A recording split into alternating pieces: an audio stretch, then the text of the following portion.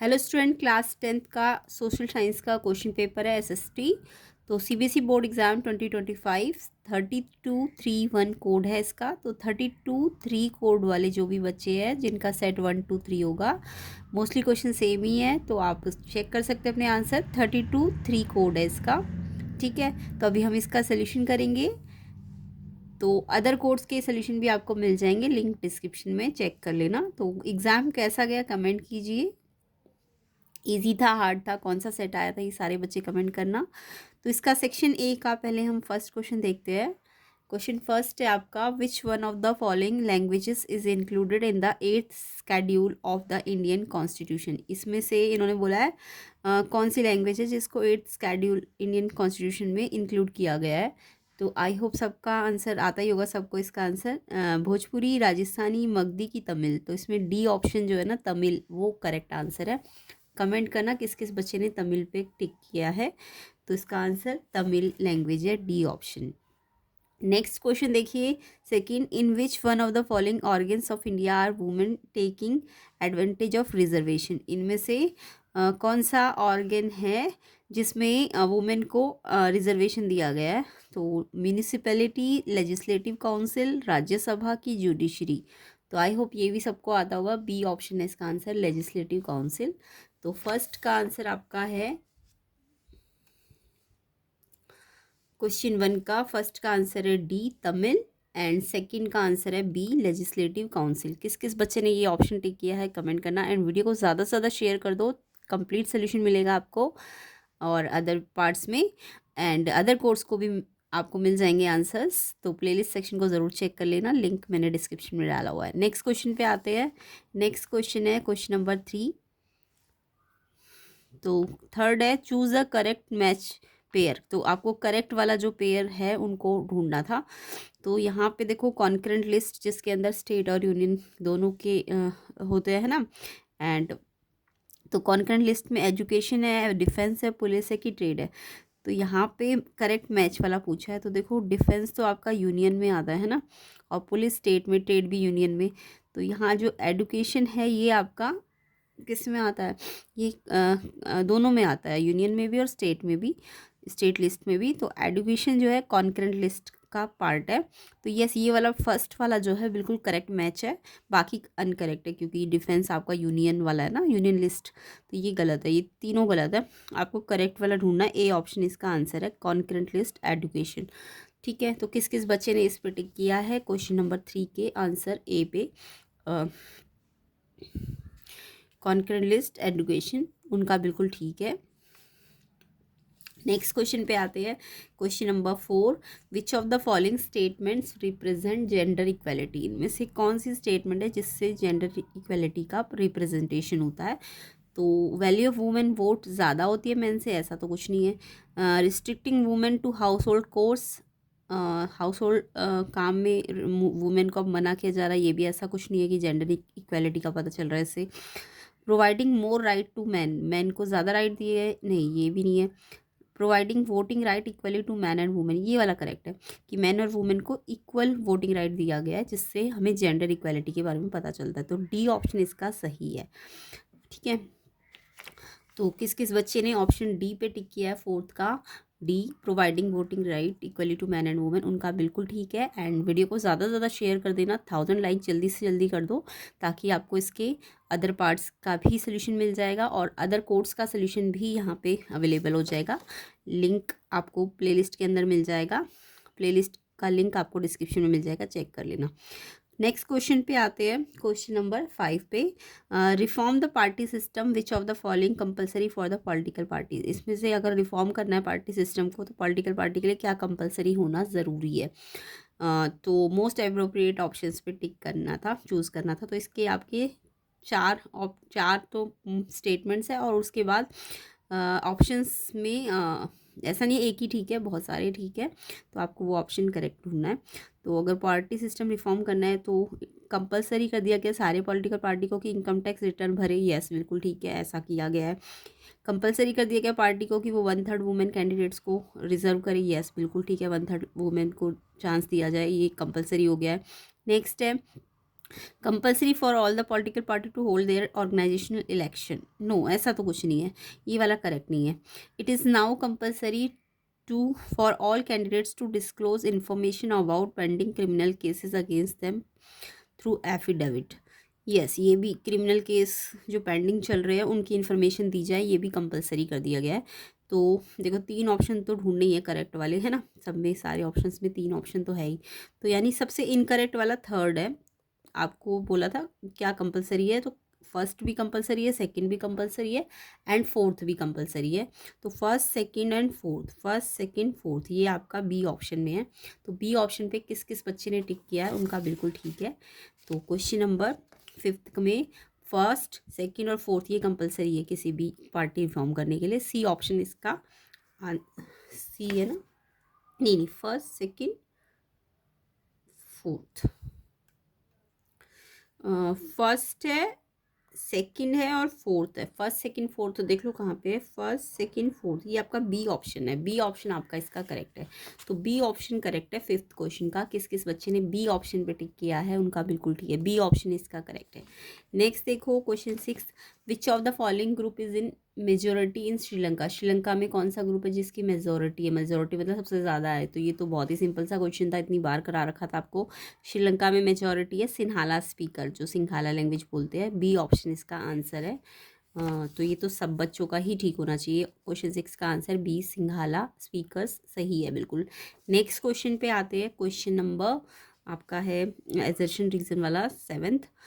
Assertion है every party in India has to register with the Election Commission, हर एक party को register होना पड़ता है Election Commission. Yes, Election Commission की ड्यूटी भी है ये ना कि वो रजिस्टर करता है।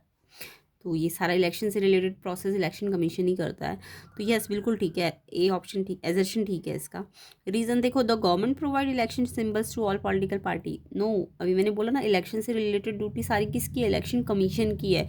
तो इलेक्शन कमीशन ही तो इलेक्शन के सिंबल्स देगा, ना कि गवर्नमेंट देगी। तो ये गलत है, गवर्नमेंट थोड़ी ना देगी।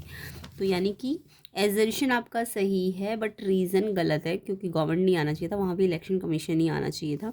तो ऑप्शन सी इसका आंसर है, एजर्शन से ही, रीज़न गलत। किस किस बच्चे ने ऑप्शन सी 7th का किया है कमेंट करना सारे बच्चे।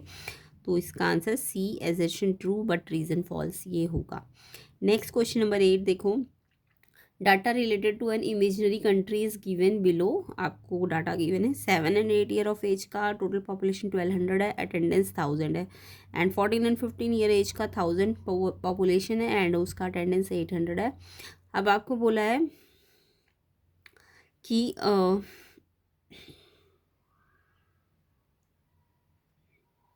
Attendance percentage of this country of the age group 14 and 15 year, 14 and 15 year के जो है उनकी अटेंडेंस कितनी है। तो देखो 14 and 15 ईयर वाले टोटल कितने हैं 1000 और उसमें से अटेंडेंस कितनी है 800। तो इसका परसेंटेज निकाल लो। इस परसेंटेज निकालना तो सबको आता ही होगा ना। 14 and 15 के अटेंडेंस है 800 और टोटल कितने थे 1000, इंटू 100 कर दो तो ये 80% आ जाएगा, डी ऑप्शन। तो क्वेश्चन 8 का आंसर डी ऑप्शन, किस किस बच्चे ने किया है उनका आंसर ठीक है। तो 80% इसका करेक्ट आंसर है। नेक्स्ट क्वेश्चन देखो, आइडेंटिफाई करना है sector on the basis of following characteristic. तो यहाँ पे सेक्टर आइडेंटिफाई करना है। फर्स्ट पॉइंट दिया है objective of sector earn profit, तो यहाँ से पता चल गया मेरे को अर्न प्रॉफिट तो एक ही सेक्टर है, प्राइवेट सेक्टर है ना, जो प्रॉफिट अर्न के मोटिव से काम करता है।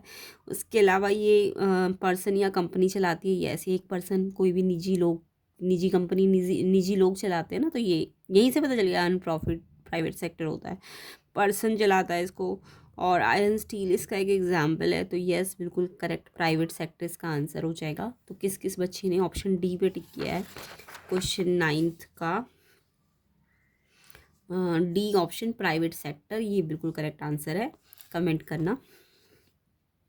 नेक्स्ट देखो 10th question, why is it not easy to get loan from the formal sector. Formal sector सबको पता है क्या होते हैं, बैंक, कोऑपरेटिव सोसाइटीज़ है ना, ये सब फॉर्मल सेक्टर्स होते हैं।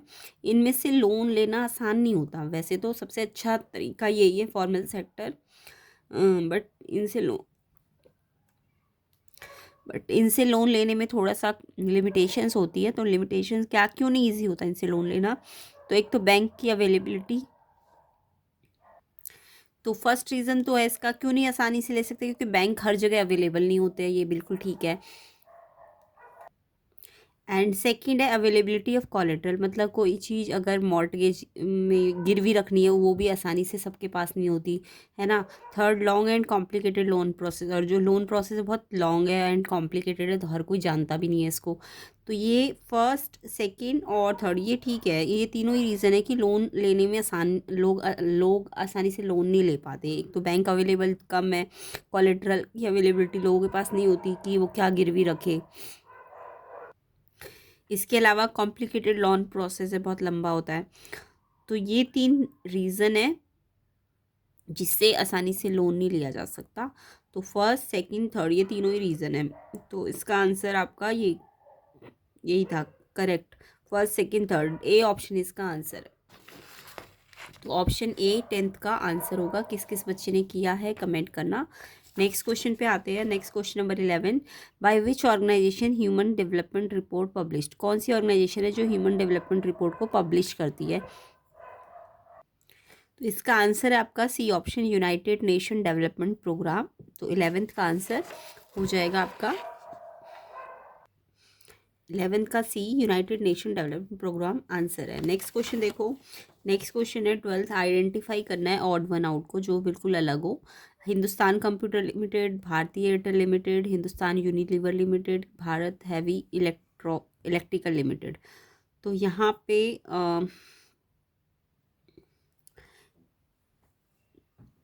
भारत हैवी इलेक्ट्रिकल लिमिटेड जो है ये आपका पब्लिक एंटरप्राइज है और बाकी प्राइवेट है सारे। तो डी ऑप्शन इसका आंसर है। भारत हैवी इलेक्ट्रिकल लिमिटेड ये अलग है, बिल्कुल पब्लिक एंटरप्राइज है। डी ऑप्शन 12th का आंसर हो जाएगा। किस किस ने ये टिक किया है कमेंट करना सारे बच्चे। नेक्स्ट क्वेश्चन नंबर 13 देखेंगे। Choose the correct option to fill in the blanks, correct option को चूज करना है, फिल इन द ब्लैंक्स है। Process of removing barriers on foreign trade and investment by the government is known as, जब barriers हटा दिए जाते हैं foreign trade में इन्वेस्टमेंट्स में तो उसे क्या कहते हैं। तो इसका मतलब होता है लिबरलाइजेशन करना। तो लिबरलाइजेशन की डेफिनेशन भी यही है ना, सी ऑप्शन इसका आंसर है। बहुत ही सिंपल सा क्वेश्चन था ये तो इसका आंसर 13 का सी लिबरलाइजेशन आएगा। नेक्स्ट क्वेश्चन देखिए। नेक्स्ट क्वेश्चन नंबर 14, इसमें भी एजर्शन रीजंस है। एजर्शन है most of the jute industry जो इंडिया की है वो narrow belt along the bank of Hooghly river है। जो जूट इंडस्ट्री है ज़्यादातर वो हुगली रिवर में है, बिल्कुल ठीक है। हुगली रिवर आपका कोलकाता में है ना, वेस्ट बंगाल। तो ये बिल्कुल ठीक है, सारी जूट इंडस्ट्री वहीं है। और इंडिया जो है सेकेंड लार्जेस्ट एक्सपोर्ट है जूट का, ये भी बिल्कुल ठीक है। और क्यों है, क्योंकि ज़्यादातर हुगली रिवर में ही जूट इंडस्ट्री, वहाँ से उसे आसानी से रॉ मटेरियल वगैरह सब अवेलेबल हो जाता है, ट्रांसपोर्ट फैसिलिटी। तो इसलिए लार्जेस्ट एक्सपोर्टर है। तो ये एजर्शन रीज़न ठीक भी है और एक्सप्लेनेशन भी ठीक है। तो इसका आंसर ए ऑप्शन होगा। एजर्शन रीज़न ट्रू है एंड एक्सप्लेनेशन ट्रू है। समझ आ गया ना क्यों है, क्योंकि ये सेकेंड लार्जेस्ट है। और क्यों है, क्योंकि ये हुगली रिवर सबसे ज़्यादा इंडस्ट्री लोकेटेड है ना। तो इसका आंसर आपका 14 का एजर्शन रीज़न दोनों ठीक है और एक्सप्लेनेशन भी ठीक है। ए ऑप्शन आंसर है 14 का। किस किस बच्चे ने ए ऑप्शन पे टिक किया है, बिल्कुल ठीक है। नेक्स्ट देखो 15 क्वेश्चन मैच करना था। सरिस्का वाइल्ड लाइफ सेंचुरी, ये आपको पता होनी चाहिए कहाँ है। इसमें सारा मैच आपको खुद करना है और फिर करेक्ट वाले पे टिक लगाना है। तो सरिस्का जो है आपका ये है राजस्थान में, ये याद भी कर लेना, नेक्स्ट ईयर वाले बच्चों के लिए हेल्पफुल रहेगा। सरिस्का राजस्थान है।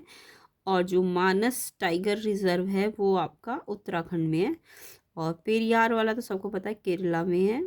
और कॉर्बेट वाला कॉर्बेट नेशनल पार्क आपका उत्तराखंड है ना, कॉर्बेट, ये कॉर्बेट का उत्तराखंड है और पेरियार केरला है। तो देखो डी का तो फर्स्ट है, डी का फर्स्ट किस में है, इसी में ही है ना, डी का फर्स्ट, और किसी में तो है नहीं। ये तो कंफर्म्ड है ना, कॉर्बेट नेशनल पार्क आपका उत्तराखंड है। तो डी का 1, तो यानी कि इसमें ही है डी का 1, बाकी इसमें नहीं है। बी ऑप्शन ठीक है, बाकी मैच कर लो। ए का सेकंड यस राजस्थान है। मानस वाला आपका आसाम में है, तो यानी बी का थर्ड है, क्योंकि कॉर्बेट तो कंफर्म्ड है उत्तराखंड है ना। मानस आपका असम है और परियार भी कंफर्म्ड है केरला। तो तो यहाँ पे बी ऑप्शन इसका करेक्ट आंसर है। तो किस किस बच्चे ने ऑप्शन बी पे टिक किया है उनका बिल्कुल ठीक है। क्वेश्चन 15 का आंसर बी का ये करेक्ट ऑप्शन से। नेक्स्ट देखो, नेक्स्ट है 16th क्वेश्चन।